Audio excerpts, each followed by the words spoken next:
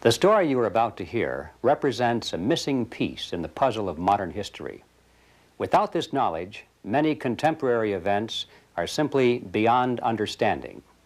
You are about to hear a man tell you that the major tax-exempt foundations of this land, since at least 1945, have been operating to promote a hidden agenda. And that agenda has nothing to do with the surface appearance of charity, good works, or philanthropy. This man will tell you that the real objectives include the creation of a worldwide collective estate, including the Soviet Union, which is to be ruled from behind the scenes by those same interests which now control the tax-exempt foundations. The man who tells this story is none other than Mr. Norman Dodd, who in 1954 was the staff director of the Congressional Special Committee to investigate tax-exempt foundations, sometimes referred to as the Reese Committee, in recognition of its chairman, Congressman Carroll Reese. The interview you are about to see was conducted by me in 1982. I had no immediate use for the material at that time, but I realized that Mr. Dodd's story was of extreme importance, and since he was advanced in age and not in good health, I simply wanted to capture his recollections on videotape while he was still with us. It was a wise decision because Mr. Dodd did pass away just a short time afterward. In recent months, there has been a resurgence of interest in the substance of Mr. Dodd's story, and we have decided to make it available to the general public. And so what now follows is the full, unedited interview, broken occasionally only for a tape change or to omit the sound of a passing airplane. It stands on its own as an important piece in the puzzle of modern history. Mr. Dodd, let's begin this interview by a brief statement for the record, telling us who you are, what your background is, and your qualifications to speak on this subject. Well, Mr. Griffin, as for who I am just, as the name implies, an individual born in New Jersey and educated in private schools, eventually in a school called Andover, Massachusetts, and then Yale University. And running through my whole period of being brought up and growing up, I have been an indefatigable reader, and I have had one major interest, and that was this country, as I was led to believe it was originally founded. And I entered the world of business knowing absolutely nothing about how that world operated, and realized that the only way to find out what that world was consisted of would be to become part of it. And I then acquired some experience in the manufacturing world, and then in the world of international communication, and finally chose banking as the field I wished to devote my life to. And I was fortunate enough to secure a position in one of the important banks in New York, and lived there. I lived through the conditions which led up to what is known as the crash of 1929, and I witnessed what is tantamount to a collapse of the structure of the United States as a whole. And much to my surprise, I was confronted by my superiors with in the middle of the panic in which they were immersed, I was confronted with the question, Norm, what do we do now? I was 30 at the time, and I had no more right to have an answer to that question than the man in the moon. However, I did manage to say to my superiors, gentlemen, you take this experience as proof of something that you do not know about banking. And you better go find out what that something is and act accordingly.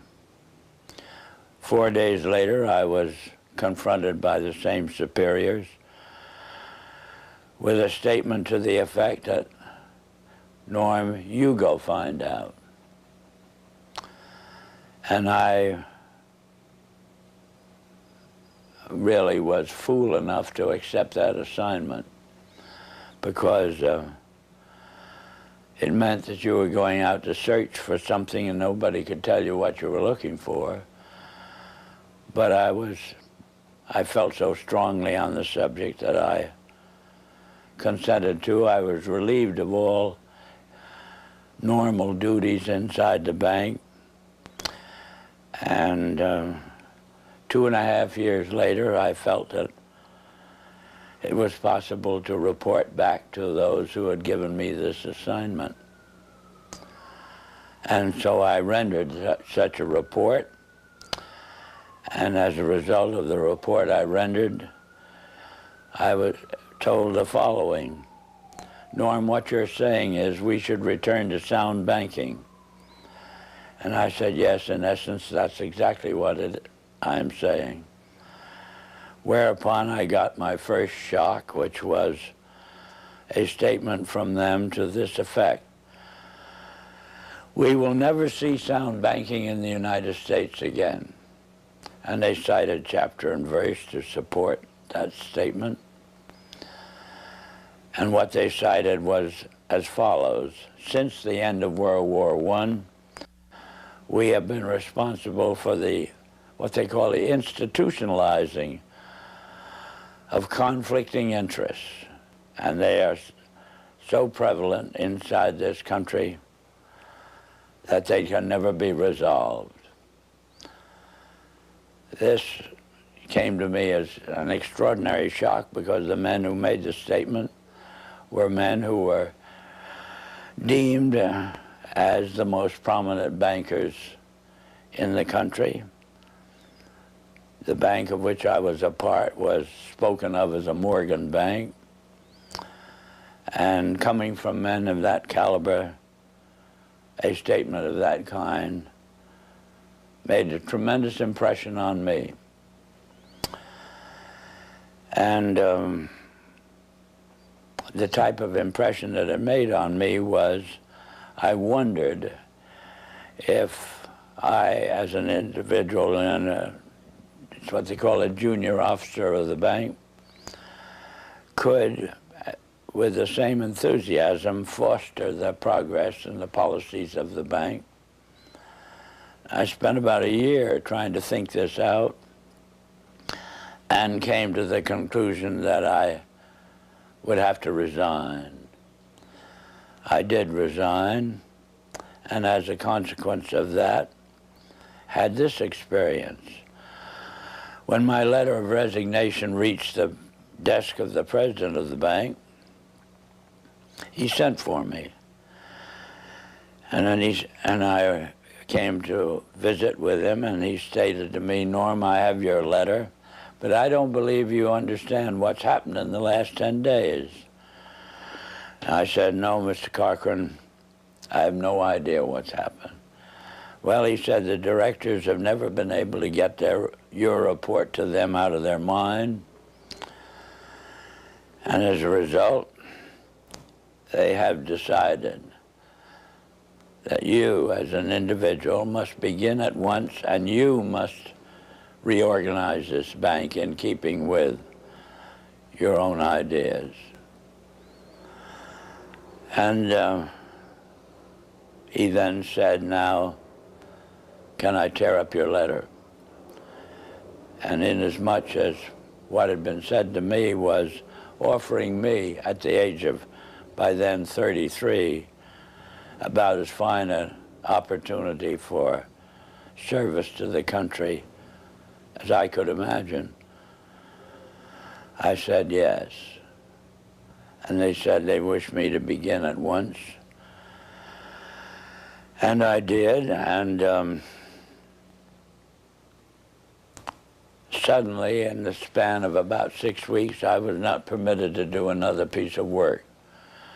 And every time I brought the subject up, I was kind of patted on the back and said, and told,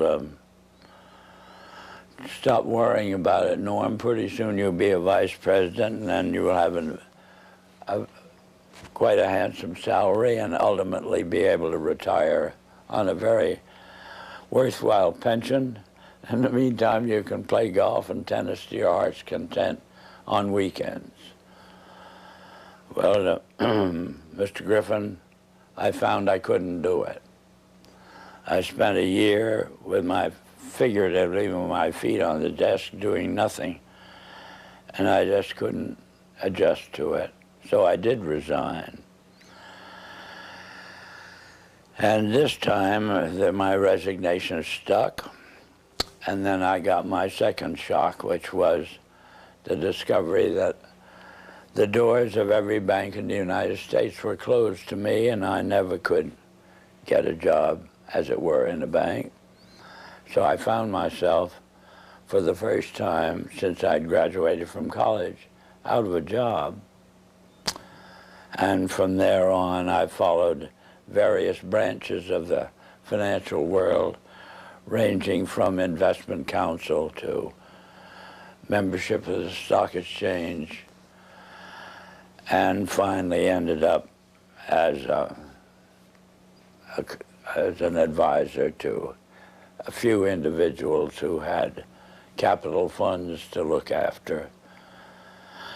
In the meantime, my major interest became very specific, which was to endeavor, by some means, of getting the educational world to actually, you might say, teach the subject of economics realistically and move it away from the support of various speculative activities that characterize our country. And I have had that interest, and you know how as you generate a specific interest, you find yourself gravitating toward persons with similar interests. And ultimately, I found myself kind of the center of the world of dissatisfaction with the direction that this country was headed. And that's on one direction, and this same way I found myself in contact with many individuals who, on their own, had done a vast amount of studying and research in areas which were part of the problem. And well, Mr. Dodd, if I may interrupt here for a second, at what point in your career did you become connected with the Reese Committee? 1953. 1953. Yeah. And what was that capacity, sir? That was the capacity of what they call Director of Research for the Reese Committee. Can you tell us what the Reese Committee was attempting to do? Yes, I can tell you. It was operating and carrying out instructions embodied in a resolution passed by the House of Representatives, which was to investigate the activities of foundations as to whether or not these activities could justifiably be labeled un-American without, I might say, defining what they meant by un-American. But that was the resolution, and the committee had then the task of selecting a council, and the council in turn had the task of selecting a staff, and he had to have somebody who would direct the work of that staff. And that was what they meant by the Director of Research. What were some of the details, the specifics that you told the committee at that time? Well, Mr. Griffin, in that report, I specifically, number one, defined what was, to us, what was meant by the phrase un-American. And we defined that in our way as being a determination to effect changes in the country by unconstitutional means. We have plenty of constitutional procedures, assuming that we wish to effect a change in the form of government or that sort of thing. And therefore, any effort in that direction which did not avail itself of the procedures which were authorized by the Constitution could be justifiably called un-American. That was the start of educating them up to that particular point. The next thing was to educate them as to the effect on the country as a whole of the activities of large endowed foundations over the then past 40 years. What was that effect, sir? That effect was to orient our educational system away from support of the principles embodied in the Declaration of Independence and implemented in the Constitution, and educated them over to the idea that the task now was, as a result of the orientation of education, to away from these briefly stated principles and self-evident truths. And that's what had been the effect of the wealth which constituted the endowments of those foundations that had been in existence over the largest portion of the span of 50 years, and holding them responsible for this change. And what we were able to bring forward was that what we had uncovered was the determination of these large endowed foundations through their trustees to actually get control over the content of American education. There's quite a bit of publicity given to your conversation with Rowan Gaither. Would you please tell us who he was and what was that conversation you had with him? Rowan Gaither was at that time president of the Ford Foundation.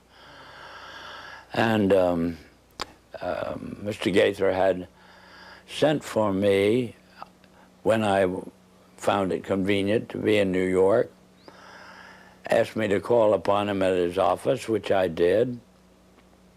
And on arrival, after a few amenities, Mr. Gaither said, "Mr. Dodd, we've asked you to come up here today because we thought that possibly off the record you would tell us why the Congress is interested in the activities of foundations such as ourselves." And before I could think of how I would reply to that statement, Mr. Gaither then went on voluntarily and stated, he said, "Mr. Dodd, all of us that have a hand in the making of policies here have had experience either with the OSS during the war or the European Economic Administration after the war. We've had experience operating under directives, and these directives emanate and did emanate from the White House. Now we still operate under just such directives. Would you like to know what the substance of these directives is?" And I said, "Yes, Mr. Gaither, I'd like very much to know." Whereupon he made this statement to me, namely, "Mr. Dodd, we here operate on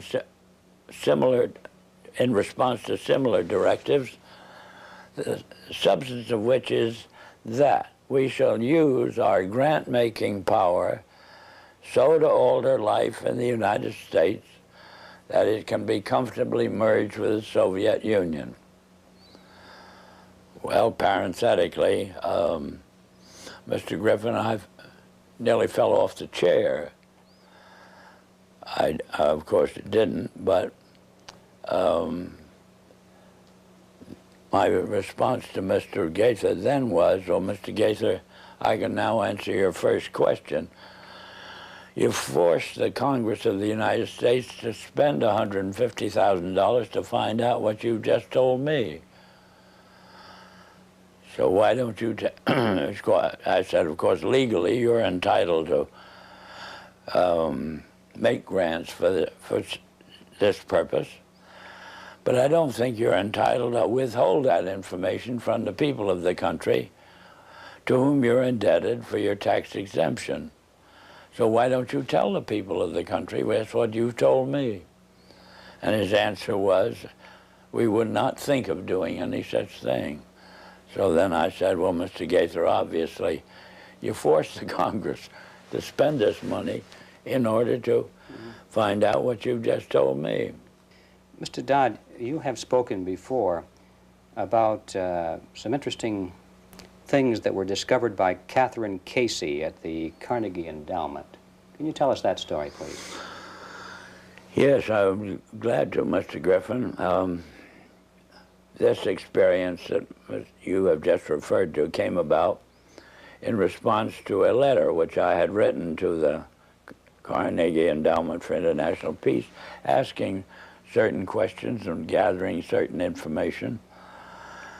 And on the arrival of that letter, Dr. Johnson, who was then president of the Carnegie Endowment, telephoned me and said, did I ever come up to New York? And I said, yes, I did, more or less each weekend. And he said, well, when you're next here, will you drop in and see us? Which I did.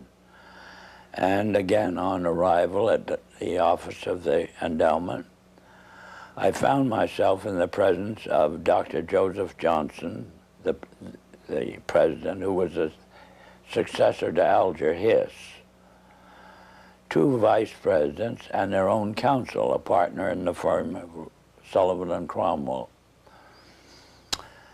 And Dr. Johnson said, after, again, amenities, Mr. Dodd, we have your letter. We can answer all those questions, but it'd be a great deal of trouble. And we have a counter-suggestion. And our counter-suggestion is that if you can spare a member of your staff for 2 weeks and send that member up to New York, we will give to that member a room in the library and the minute books of this foundation since its inception. And we think that whatever you want to find out or the Congress wants to find out will be obvious from those minutes. Well, my first reaction was they'd lost their mind. I had a pretty good idea of what those minutes would contain, but I realized that Dr. Johnson had only been in office 2 years, and the vice presidents were relatively young men, and counsel seemed to be also a young man, and I guessed that probably they'd never read the minutes themselves. And so I said I had somebody, I would take it. I would accept their offer, and I went back to Washington, and I selected the member of my staff who was on my staff, having been a practicing attorney in Washington, but she was on my staff to see to it that I didn't break any congressional procedures or rules. In addition to which, she was unsympathetic to the purpose of the investigation. She was level-headed and a very reasonably brilliant, capable lady. And her attitude toward the investigation was, what could possibly be wrong with foundations? They do so much good. Well, in the face of that sincere conviction of Catherine's, I went out of my way not to prejudice her in any way. But I did explain to her that she couldn't possibly cover 50 years of handwritten minutes in 2 weeks. So she would have to do what we call spot reading. and I blocked out certain periods of time to concentrate on. And off she went to New York. She came back at the end of 2 weeks with the following in the way of, on dictaphone belts. We are now at the year 1908, which was the year that the Carnegie began operations. And in that year, the trustees, meeting for the first time, raised a specific question, which they discussed throughout the balance of the year in a very learned fashion. And the question is there any means known more effective than war, assuming you wish to alter the life of an entire people?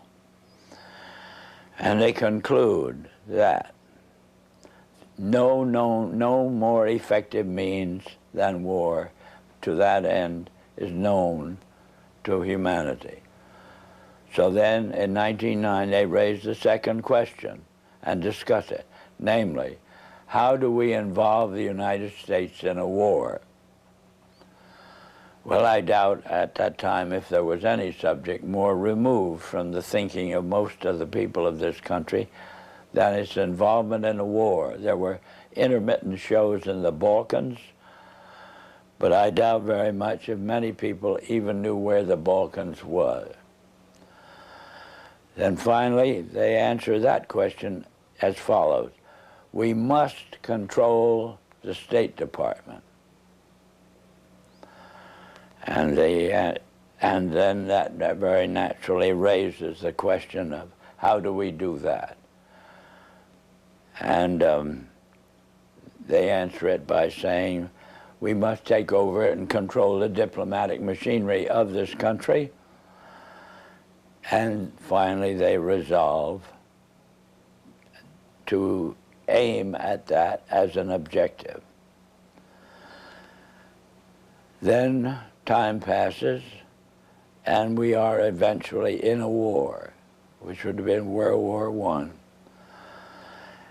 And at that time, they record on their minutes a shocking report in which they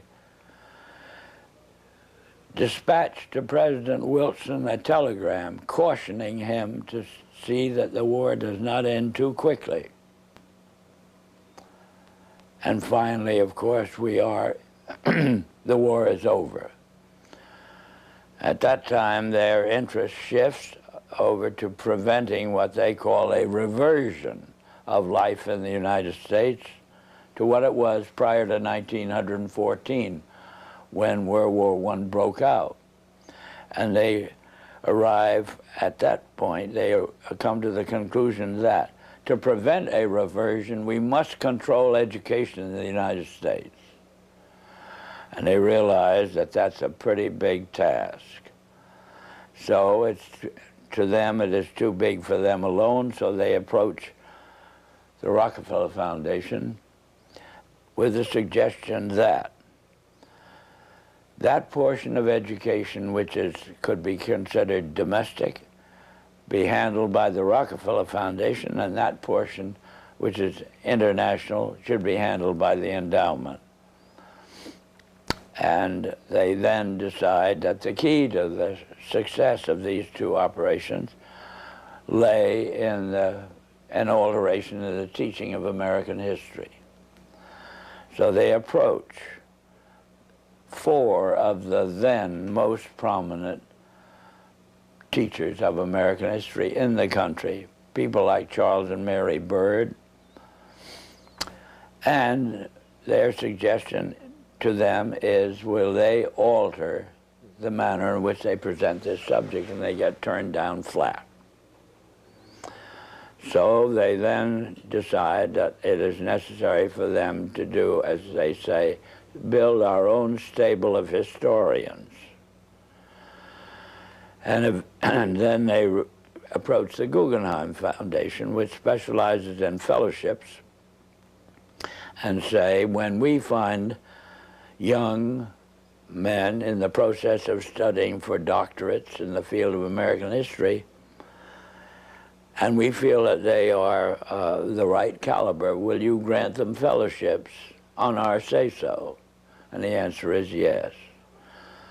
So under that condition, eventually they assembled 20. And they take this 20 potential teachers of American history to London, and there they're briefed into what is expected of them when, as and if they secure appointments in keeping with the doctorates they will have earned. And that group of 20 historians ultimately becomes the nucleus of the American Historical Association. And then toward the end of the 1920s, the endowment grants to the American Historical Association $400,000 for a study of our history in a manner which points to what can this country can it look forward to in the future. And that culminates in a 7-volume study, the last volume of which is, of course, in essence, a summary of the contents of the other 6. And the essence of the last volume is the future of this country belongs to collectivism administered with characteristic American efficiency. That's the story that ultimately grew out of, and of course was what could have been presented by the members of this congressional committee to the Congress as a whole for just exactly what it said. But they never got to that point. This is the story that emerged from the minutes of the Carnegie Fund. That's right. Carnegie Endowment That's Fund. right. And so... It was official to that extent. I see. And Catherine Casey brought all of these back in the form of dictated notes or verbatim readings of the minutes. On dictaphone belts. Are those in existence today? I don't know. But if they are, they're somewhere in the archives under the control of the Congress, House of Representatives. How many people actually heard those, or were they typed up transcripts made of them? How many people actually heard those recordings? Oh, 3 maybe. Myself, my top assistants, and Catherine. Yeah, I might tell you this experience, as far as its impact on Catherine Casey was concerned, was she never was able to return to her law practice. If it hadn't been for Carol Reese's ability to tuck her away on a job with the Federal Trade Commission, I don't know what would have happened to Catherine. But ultimately, she lost her mind as a result of it. Terrible shock to her. It's a very rough experience to encounter proof of these kinds. Mr. Dodd, what kind, well, can you summarize the opposition to the committee, the Reese Committee, and particularly the efforts to sabotage the committee? Well, they began right at the start of the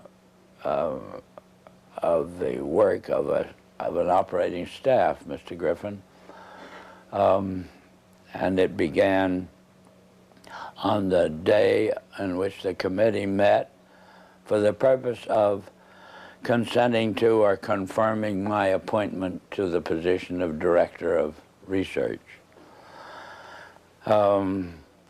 Thanks to the abstention of the minority members of the committee, that is the 2 Democratic members, from voting, why technically I was unanimously appointed.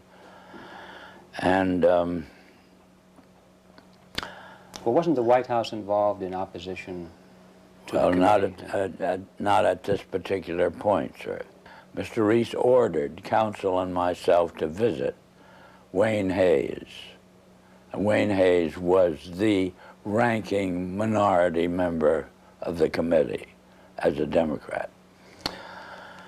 So we, counsel and I, had to go down to Mr. Hayes' office, which we did.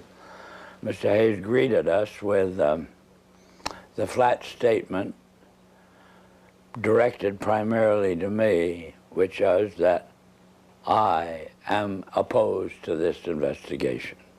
I regard it as nothing but an effort on the part of Carol Reese to gain a little prominence, and so I'll do everything I can to see that it fails. Well, I am kind of a strange personality in the sense that a challenge of that nature interests me. Our counsel withdrew. He went over and sat on a couch on Mr. Reese's office and pouted. But I sort of took up this statement of Hayes as a challenge and set myself the goal of winning him over to our point of view. And I started by noticing on his desk that there was a book. And the book was of the type that there are many in these days that would be complaining about the spread of communism in Hungary, or that type of book. And this meant to me that at least Hayes read a book. And so I brought up the subject of the spread of the influence of the Soviet world, and for 2 hours discussed this with Hayes, and finally ended up with his rising from his desk and saying, Norm, if you will carry this investigation toward the goal as you've outlined it to me, I'll be your biggest supporter. I said, Mr. Hayes, I can assure you that I will not double-cross you. Subsequently, Mr. Hayes sent word to me that he was in the Bethesda hospital with an attack of ulcers, but would I come and see him, which I did. He then said, Norm, the only reason I've asked you to come out here is I just want to hear you say again, you will not double-cross me. I gave him that assurance, and that was the basis of our relationship. Meantime, counsel took the attitude expressed in these words, Norm, if you want to waste your time with this guy, as he called him, you can go ahead and do it, but don't ever ask me to say anything to him under any condition on any subject. So, in a sense, that cleared the decks for me to operate in relation to Hayes on my own. And as time passed, Hayes offered friendship, which I hesitated to accept because of his vulgarity. And I didn't want to get mixed up with him socially under any condition. Well, that was our relationship for about 3 months, and then eventually I had occasion to add to my staff, and as a result of adding to my staff a top-flight intelligence officer, both the Republican National Committee and the White House were resorted to stop me from continuing this investigation in the direction that Carol Reese had personally asked me to do, which was to utilize this investigation, Mr. Griffin, to uncover the fact that this country had been the victim of a conspiracy. That was Mr. Reese's conviction. I eventually agreed to carry it out. I explained to Mr. Reese that his own counsel wouldn't go in that direction. He gave me permission to disregard our own counsel. And I had then to set up an aspect of the investigation outside of our office, more or less secret. And the Republican National Committee got wind of what I was doing, and they did everything they could to stop me. They appealed to counsel to stop me, and finally they resorted to the White House. Was their objection because of what you were doing, or because of the fact that you were doing it outside of the official auspices of the committee? No, their objection was, as they put it, my devotion to what they call anti-Semitism. That was a cooked-up idea, but in other words, it wasn't true at all. But anyway, that's the way I expressed it. And excuse me, why? And they made it stick. Why did they do that? How could they say that? Well, they could say it, Mr. Griffin, but they had to have something in the way of a rationalization of their decision to do everything they could to stop the completion of this investigation in the direction that it was moving, which would have been an exposure of this Carnegie Endowment story and the Ford Foundation and the Guggenheim and the Rockefeller Foundation, all working in harmony toward the control of education in the United States.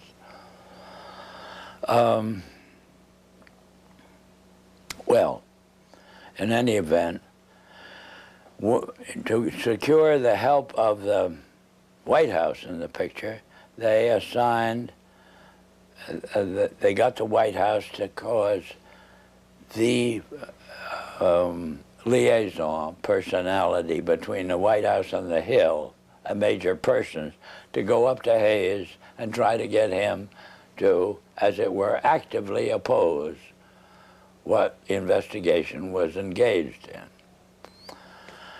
And Hayes very kindly then would listen to this visit from Major Person. Then he would call me and say, "Norm, come up to my office. I have a good deal to tell you." I would go up. He'd tell me, "I've just had a visit from Major Person, and he wants me to break up this investigation." So I then say, "Well, Wayne, what did you do? What did you say to him?" He said, "I just told him to get the hell out." And he did that 3 times, and I got pretty proud of him in the sense that he was, as it were, backing me up. And we finally embarked upon hearings at Hayes' request, because he wanted to get them out of the way before he went abroad in the summer. And but why were the hearings finally terminated? What happened to the committee? What happened to the committee or the hearings? Or the hearings. The hearings. Oh, the hearings were terminated. Carol Reese was up against such a furor as Hayes, through the activity of our own counsel. Hayes became convinced that he was being double-crossed, and he put on a show in a public hearing room, Mr. Griffin, that was an absolute disgrace. And he called Carol Reese publicly every name in the book, and Mr. Reese took this as proof that he couldn't continue the hearings.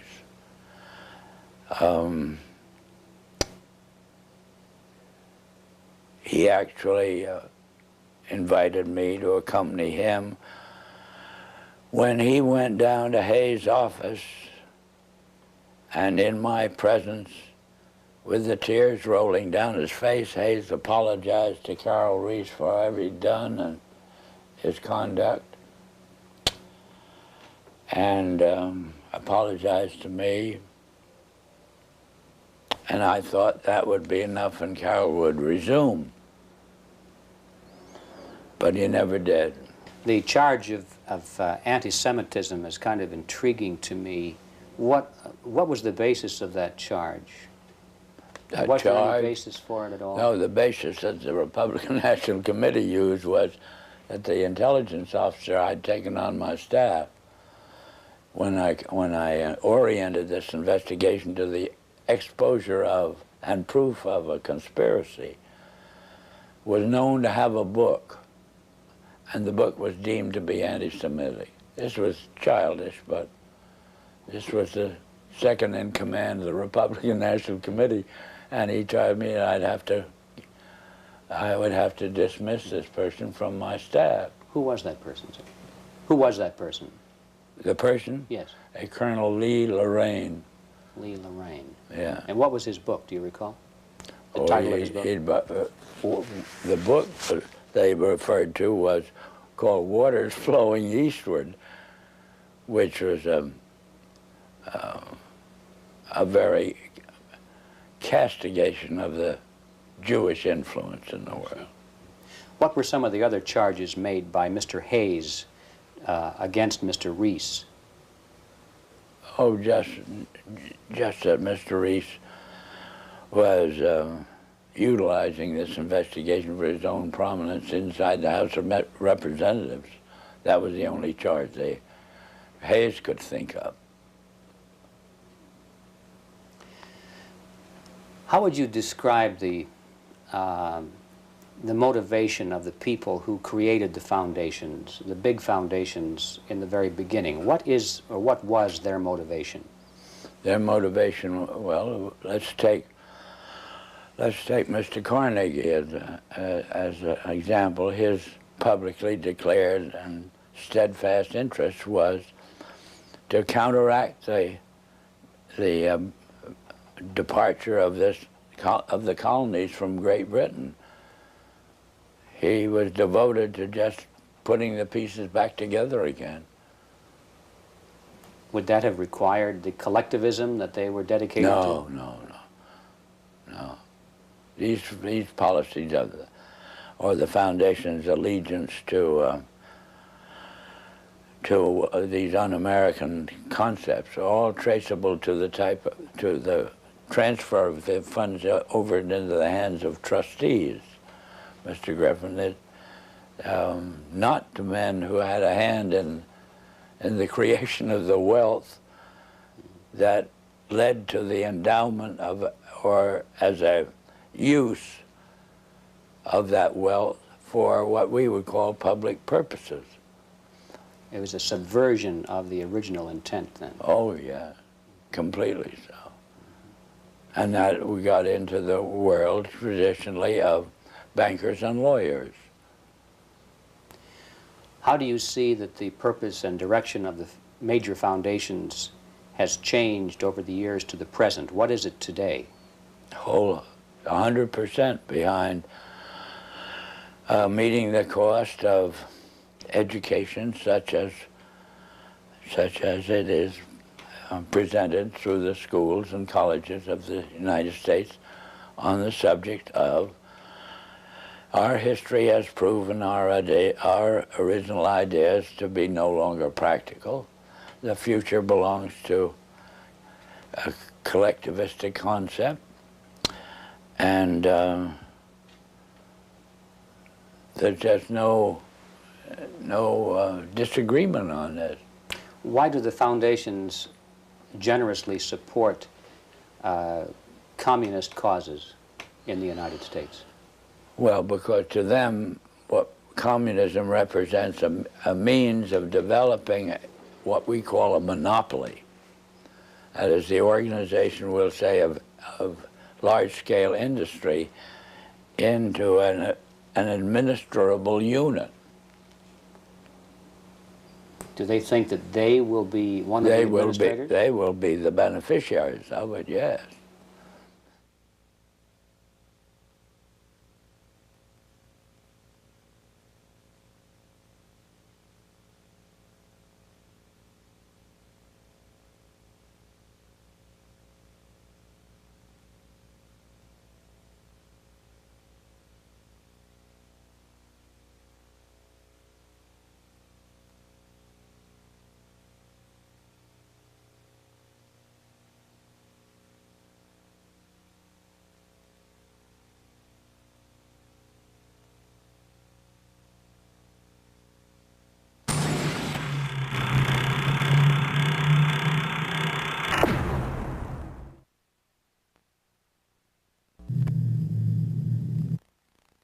We have seen their kind before. They are the heirs of all the murderous ideologies of the 20th century.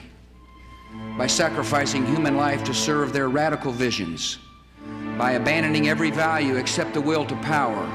They follow in the path of fascism, Nazism, and totalitarianism. And they will follow that path all the way to where it ends, in history's unmarked grave of discarded lies. Every nation in every region now has a decision to make. Either you are with us or you are with the terrorists.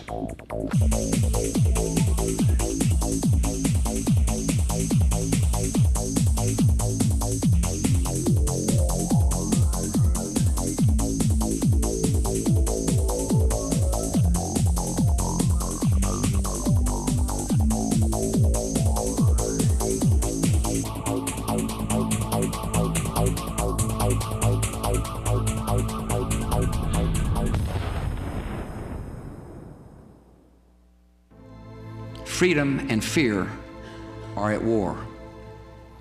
The advance of human freedom, the great achievement of our time and the great hope of every time, now depends on us. Our nation, this generation, will lift a dark threat of violence from our people and our future. When freedom is lost, it is lost forever. We are losing the right to make our own determinations about what we think, what we eat, how we protect our health, how we protect our children, and whether, in fact, we are members of a free and democratic society. The purpose of education in America today is not education. It is indoctrination, in internationalism, in collectivism, and in atheism, and they're doing a wonderful job. They have to destroy the United States Constitution and our way of life. And they've got to do so in such a way that will actually embrace it. You have to get a hold of the minds of the young. Why